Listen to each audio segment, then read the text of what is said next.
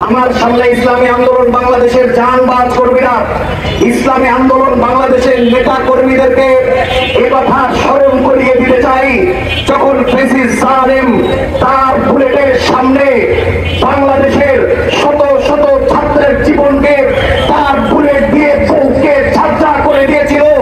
গত 5ই আগস্টে সমস্ত কারফিউকে ভেঙে দিয়ে শেখের চরমনাই যেমনি ভাবে নিজের জীবন বাজি রেখে নেতা কর্মীদেরকে দেন, ইসলামী আন্দোলন বাংলাদেশের নেতা কর্মীরা বুক পেতে দিয়ে এটাই প্রমাণ করেছে ফ্যাসিস্ট জালেম হাসিনাকে বিতাড়িত করে আমরা এটাই প্রমাণ করে দিয়েছি আগামী বাংলা ইসলামী আন্দোলনের বাংলা কথা বলে দেখেন।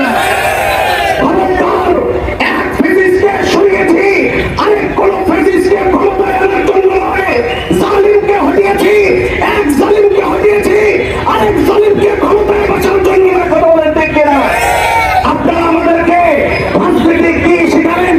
রাজনীতি আমরা প্রত্যেকটা মুহূর্তে তৈরি করি, রাজনীতিকে আমরা জন্ম দেই।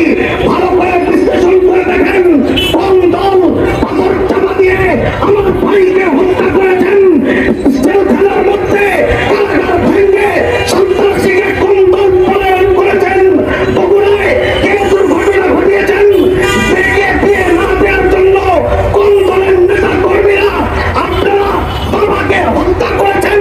পরিষ্কার ভাষায় বলে দিতে চাই, আগামী বাংলার মানুষ সচেতন হয়েছে, আগামী বাংলায় ইসলামকে ক্ষমতায় দেখতে চায়। কথা বলেন ঠিক কিনা?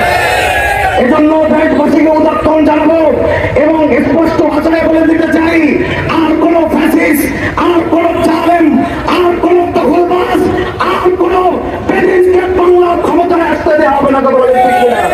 আল্লাহ পাক আমাদের সকলকে ইসলামী হুকুমত কায়েম করার জন্য চেষ্টা করুক এবং শাইখের চরমনাই এবং পীর সাহেব হুজুরের